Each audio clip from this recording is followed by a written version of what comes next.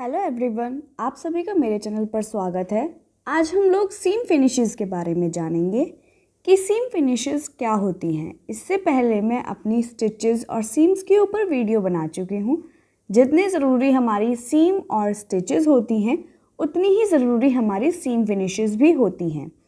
सीम finishes क्या होती हैं, ये कितने प्रकार की होती हैं, इस वीडियो में हम लोग डिस्कस करेंगे।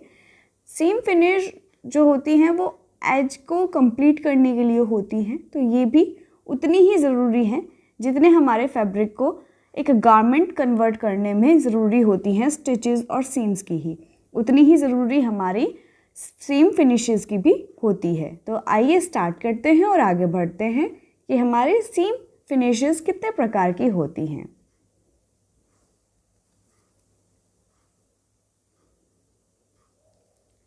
तो सबसे पहला सीम फिनिश जो आता है वो आता है पिंकिंग। हमने पिंकिंग शीयर्स के बारे में पढ़ा है कि पिंकिंग शीयर किस टाइप की होती है। इसमें क्या होता है, जो हमारी शीयर होती है यानी कि जो हमारी सीज़र होती है उसमें जो ब्लेड होता है वो जिगजैग शेप में होता है। जैसे कि आप इस पिक्चर में भी देख सकते हैं कि इस पर सीज़र रखी हुई है, तो इसमें जो है सीज़र वो जिगजैग शेप में है। इसी प्रकार की ये पूरी सीज़र होती है। इसके आगे के जो तीत होते हैं, जो ब्लेड होता है वो जिगजैग शेप में होता है, जिसकी मदद से जो एजेस हैं या जो फैब्रिक है वो जिगजैग शेप में कटिंग किया जाता है। ये देखिए, ये है हमारी पिंकिंग शीयर सीज़र से कटिंग की हुई पिंकिंग सीम। यानी कि जो हम कई बार एजेस को फिनिश करते हैं तो हम नहीं चाहते कि हम स्टिचेस से करें, हम थोड़ा डिफरेंट लुक चाहते हैं जिसके जो एजेस होते हैं फैब्रिक के वो नहीं निकलते हैं, क्योंकि कई फैब्रिक ऐसे होते हैं जिसके जो रो एजेस होते हैं वो नहीं निकलते हैं। तो उसको हम इस टाइप की शीयर्स की मदद से भी उसको फिनिश कर सकते हैं without any stitches. Pinking is defined as a zigzag cut from a saw scallop toothed edge blade using pinking shear or a hand crank pinker। ये जो सीम होती है पिंकिंग, इसमें क्या होता है, जैसे कि मैंने आपको भी बताया पहले कि जो इसके तीत होते हैं वो जिगजैग शेप में होते हैं, जिसकी मदद से जो फैब्रिक होता है या हम जिस भी चीज़ को कटिंग करेंगे वो जिगजैग शेप में ही कटिंग होगी।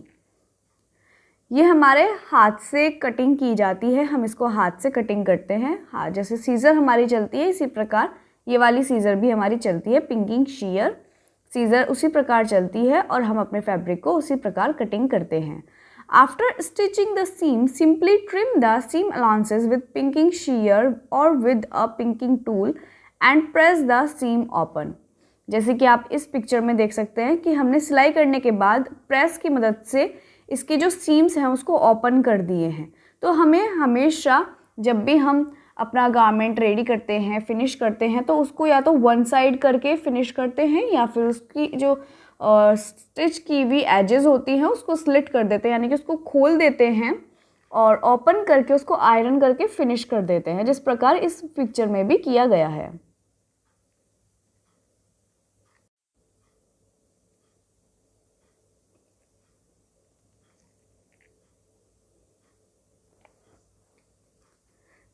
जब हम अपनी सिलाई को सिल लेते हैं तो इसी प्रकार हम अपनी जो जो एजेस होते हैं उसको खोल लेते हैं और फिनिश कर देते हैं। तो जो हमारी पिंकिंग शीयर, जो ये सीज़र है, ये हाथ से भी चलती है और ये बड़ी टूल भी आता है, उसकी मदद से भी आप इसकी कटिंग कर सकते हैं एजेस को। How much fabric to trim will vary depending on your pattern seam allowances. आप उसकी कितनी कटिंग करेंगे, जो आप जिगजैग शेप में कटिंग करेंगे पिंकिंग शीयर से, वो कितना कटिंग करेंगे वो आपके सीम अलाउंस पर डिपेंड करता है। कहीं ऐसा ना हो कि आपने सीम अलाउंस कम छोड़ा है और आप कटिंग ज़्यादा कर दें और जिसकी वजह से सीम अलाउंसेस बचे ही ना, और जब आप उसको पहने तो उसके जो सिलाई हैं वो खुलने का डर रहेगा। तो इसलिए हमेशा ध्यान रखें, सीम अलाउंसेस अराउंड हमें 1 इंच का छोड़ना चाहिए, जिसमें हम कटिंग सिर्फ थोड़ा सा करेंगे। आइए वो कितना कटिंग करना चाहिए वो हम पढ़ते हैं। I prefer to leave about 1/4 inch to 3/8 inch remaining of seam allowances to be pressed open। Pinked seams still fray somewhat, resulting in a less professionally looking finish. But pinking is advantageous in that it is quick and easy. जो हमारे सीम allowances होती हैं उसको हमें around 1 inch छोड़ना चाहिए। 1 inch के बाद जब हमें पिकिंग शेयर की मदद से कटिंग करनी होती है तब की बात कर रही हूँ। 1 इंच छोड़ना चाहिए, फिर उसमें हमें 1/4 इंच अराउंड कट कर देना चाहिए, यानी कि थोड़ा सा हमें कट कर देना चाहिए। ये है, देखिए ये है हमारी पिकिंग शेयर। इसमें एक हैवी भी आती है और ये लाइट वेट है जो नॉर्मली घरों में मिल जाती है या होम में हम लोग यूज़ करते हैं। तो इस टाइप की भी हम यूज़ करके अपने फैब्रिक को फिनिश कर सकते हैं, उसकी कटिंग कर सकते हैं। Less professionally looking finish but pinking is advantageous in that it is quick and easy. ये जो फैब्रिक होते हैं उसको फिनिश करने में बहुत ही क्विक एंड ईजी वे होता है अपने फैब्रिक को फिनिश करने के लिए। लेकिन हमेशा ध्यान रखें, जो फैब्रिक जिसमें से जो धागे होते हैं कटिंग करने के बाद नहीं निकलते, सिर्फ उसी फैब्रिक पर आप ये फिनिश अप्लाई करें, क्योंकि जिस फैब्रिक से आपके धागे निकलते हैं उसमें इस फिनिश को करने का कोई फ़ायदा नहीं है, क्योंकि इन फ्यूचर धीरे धीरे जो आप थ्रेड छोड़ेंगे या थ्रेड जो निकलते जा रहे हैं वो धीरे धीरे पूरे ही निकलने लग जाएंगे और जो सीम अलाउंसेस आपने छोड़े हैं वो ख़त्म होते चले जाएंगे। तो इसलिए हमेशा ध्यान रखें, अकॉर्डिंग टू फैब्रिक ही हमें सीम फिनिशेस करनी चाहिए। तो जो हमारा फैब्रिक में जो धागे होते हैं, एजेस होते हैं, वो नहीं निकलते हैं, उसमें ही हमें पिंकिंग शेयर की मदद से ये पिंकिंग फिनिशिंग करनी चाहिए। In the fabric unravels easily than an extra step of straight stitching just below the pinked edge will add greater stability to the seam allowances and prevent further unraveling।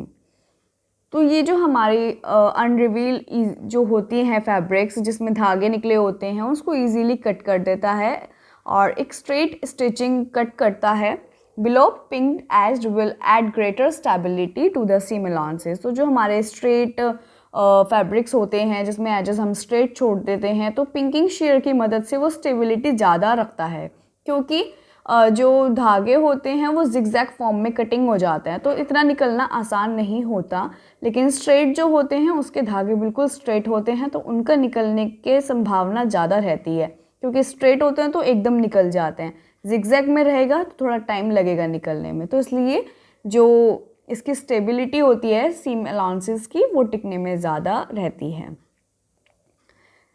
इसके बाद हम चाहें तो हम इसको स्टिच कर सकते हैं कपड़े पर ही, जिस तरीके से मैं आपको इस पिक्चर में दिखा रही हूँ। इसको स्प्रेड करके आप कपड़े पर स्टिच कर सकते हैं, या इसको सिर्फ सीम अलाउंसेस जो हैं जो आपने छोड़े हुए हैं जिसको कटिंग किया है सिर्फ उसको भी खाली सिल सकते हैं, ताकि जो एजेस हैं, जो फैब्रिक, जो थ्रेड्स हैं वो उसी जगह पर स्टे रहें। तो आप इस तरीके से इसको फॉलो कर सकते हैं। देन नेक्स्ट आती है हमारी बाउंड सीम। बाउंड सीम क्या होती है? ये होती है हमारी बाउंड सीम। ये एक तरीके की पाइपिंग की तरह से इस्तेमाल की जाती है। जो हमारे एजेस होते हैं उनको ये कवर करके ढक देती है अच्छे से, ताकि इन फ्यूचर तक भी मतलब काफ़ी अच्छी स्टेबिलिटी रहती है इसके थ्रू। बाउंड सीम जो फिनिश होती है इसकी जो स्टेबिलिटी होती है वो बहुत ज़्यादा होती है, बहुत ज़्यादा स्ट्रॉन्ग होती है। जैसे कि आप देख भी सकते हैं इसमें एक्स्ट्रा फैब्रिक लेके जो आपकी सीम अलाउंसेस होती हैं उसको स्प्लिट करके, उसको ओपन करके, आयरन करके जो उसके एजेस हैं उसको कवर कर दिया गया है डिफरेंट कलर के फैब्रिक से। आप सेम कलर के फैब्रिक से भी अटैच कर सकते हैं, ऐसा कुछ नहीं है। तो उसको अटैच करके स्टिच कर दें, ताकि जो उसकी, और इसी वजह से इसकी जो स्टेबिलिटी होती है वो बहुत ज़्यादा अच्छी होती है।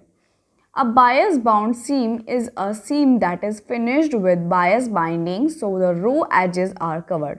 तो जो बायस यानी कि जो हमारे 45 डिग्री एंगल पे, यानी कि ये देखिए ये है हमारा फैब्रिक, इसमें हम जो होता है इस तरीके से इसको हम फोल्ड कर देते हैं फैब्रिक को, यानी कि जो स्क्वायर फैब्रिक होता है इसका जो ये वाला एरिया होता है,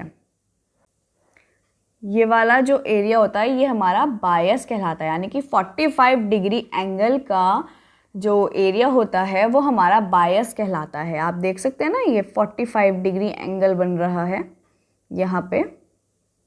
तो आप देख सकते हैं।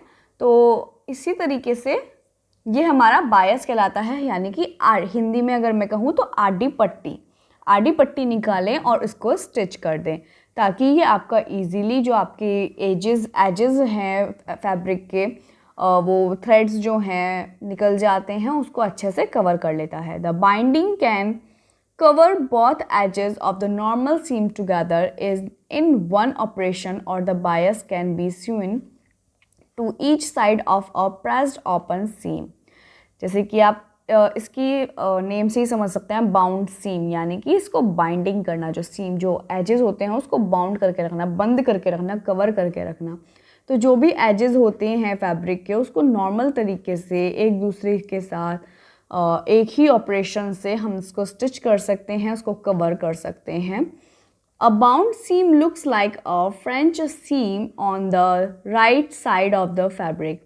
जब आप हम बाउंड सीम करते हैं, अप्लाई करते हैं, तो उसके बाद जब आप उसको फ्रंट ओर से देखेंगे तो ये कुछ फ्रेंच सीम की तरह से दिखाई देगा। मैंने आप लोगों को फ्रेंच सीम्स बताई हैं कि फ्रेंच सीम किस तरीके से होती हैं। तो आपने देखा होगा कि फ्रेंच सीम में हमारा जो एजेस होते हैं वो बहुत ही अच्छे से कवर हो जाते हैं, यानी कि उसमें हम ट्रिम करके और थ्रेड कपड़े को पलट के हम उसमें सिलाई करते हैं, तो हमारी जो एजेस की स्टेबिलिटी होती है वो बहुत ज़्यादा हो जाती है, हमारा जो फैब्रिक है वो बहुत ज़्यादा स्ट्रॉन्ग हो जाता है, गारमेंट जो है वो स्ट्रॉन्ग हो जाता है। तो ये जो बाउंड सीम है फिनिश, ये कुछ फ्रेंच सीम की फ्रेंच सीम से सिमिलर ही दिखाई देती है। There are no visible stitches on the right side of the fabric, and on the opposite side the fabric edges are neatly closed। तो जो इसमें स्टिचेस होते हैं, जैसे कि हमारे और फिनिशेस होते हैं, उनमें स्टिचेस दिखाई देते हैं, क्योंकि हम इसको जब फिनिश करते हैं, फिनिश करने के बाद हम जब ओपन करते हैं सीम अलाउंसेस को, तो हम एक स्टिच करते हैं जो कि हमारे फ्रंट साइड भी दिखाई देती है। लेकिन ये बाउंड सीम या इससे रिलेटेड भी काफ़ी सारी ऐसी सीम्स हैं जिसमें फ्रंट की ओर से नहीं दिखाई देती। तो इसका ये भी एक फ़ायदा होता है कि ये फ्रंट की ओर से बिल्कुल भी नहीं दिखाई देता, एक नॉर्मल फैब्रिक की तरह ही दिखाई देता है, कोई सिलाई इसमें नहीं दिखाई देती। तो इसी वजह से इसको French seam, similar to French seam बोला गया है, यानी कि ये फ्रेंच सीम की तरह से दिखती है थोड़ी थोड़ी। और इसको अगर आप बहुत ही नीटली इसको क्लोज़ करेंगे तो ये बहुत ही अच्छा लगता है। अगर आप नीटली नहीं क्लोज़ कर पाएंगे तो ये उतना ही अगली लगेगा, उतना ही गंदा लगेगा। तो ये थी हमारी बाउंड सीम।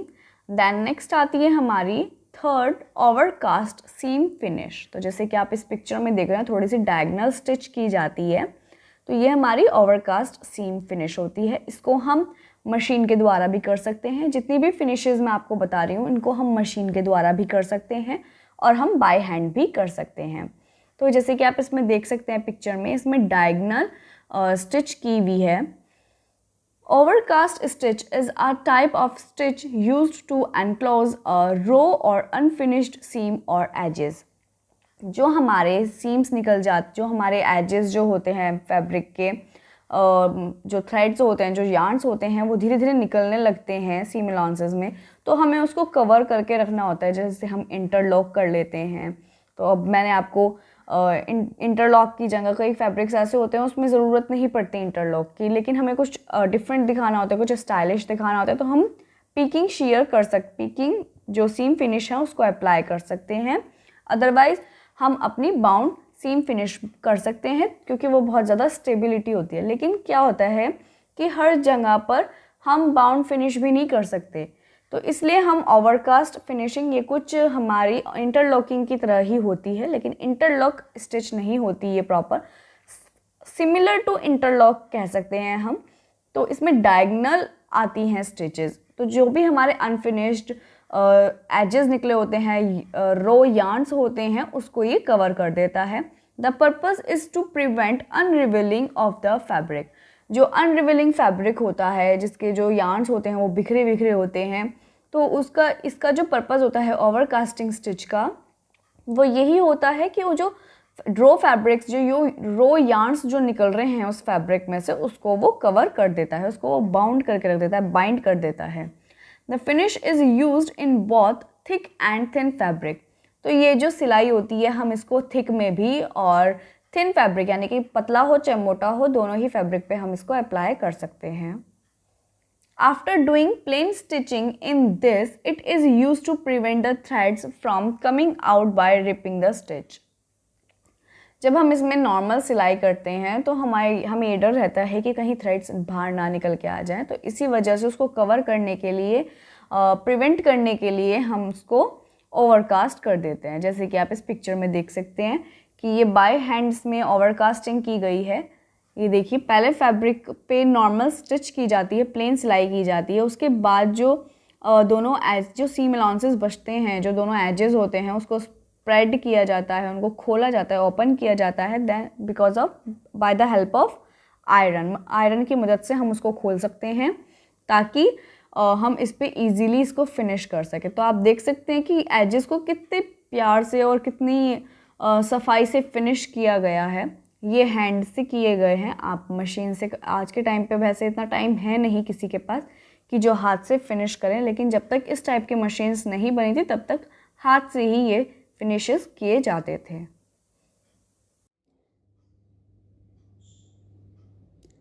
तो आज हम लोगों ने 3 टाइप्स की सीम फिनिशेस के बारे में जाना। फर्स्ट, पिकिंग शेयर पिकिंग सीम फिनिश के बारे में, सेकंड, बाउंड सीम फिनिश के बारे में, और थर्ड, ओवरकास्ट सीम फिनिश के बारे में जाना। जो हमारी लेफ्ट 4 फिनिशेस बचती हैं सीम फिनिशेस, वो हम अपनी नेक्स्ट वीडियो में डिस्कस करेंगे। तो आई होप यहाँ तक आपको अच्छे से समझ आ गया होगा। तो आई होप कि आप लोगों को मेरी वीडियो पसंद आई है, लेकिन फिर भी आपको कोई क्वेरी है, कोई क्वेश्चन है जो आप मुझसे पूछना चाहते हैं, तो मेरी वीडियो के नीचे कमेंट सेक्शन ओपन रहता है, आप वहाँ पर जाके मुझे कमेंट करके भी पूछ सकते हैं।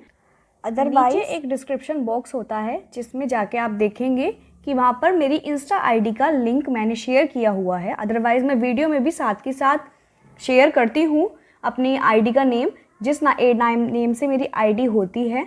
आप वहाँ से भी नेम लेके आप एंटर करेंगे तब भी मेरी आईडी खुल जाएगी। अदरवाइज़ नीचे लिंक तो होता ही है, उस पर एकदम क्लिक करेंगे तो आईडी मेरी खुल जाएगी। आप वहाँ पर जाकर मुझसे कोई भी क्वेश्चन या किसी भी तरह की आपको क्वेरी है वीडियो से रिलेटेड या उस कंटेंट से रिलेटेड, आप मुझसे ईजिली पूछ सकते हैं। तो आई होप कि आपको वीडियो अच्छी लगे और समझ में आए, और जो भी क्वेरी हो वो आप मुझसे ईजिली पूछ सकते हैं। So thank you. आप मेरी वीडियो को लाइक, शेयर और सब्सक्राइब ज़रूर करना मेरे चैनल को। Bye bye.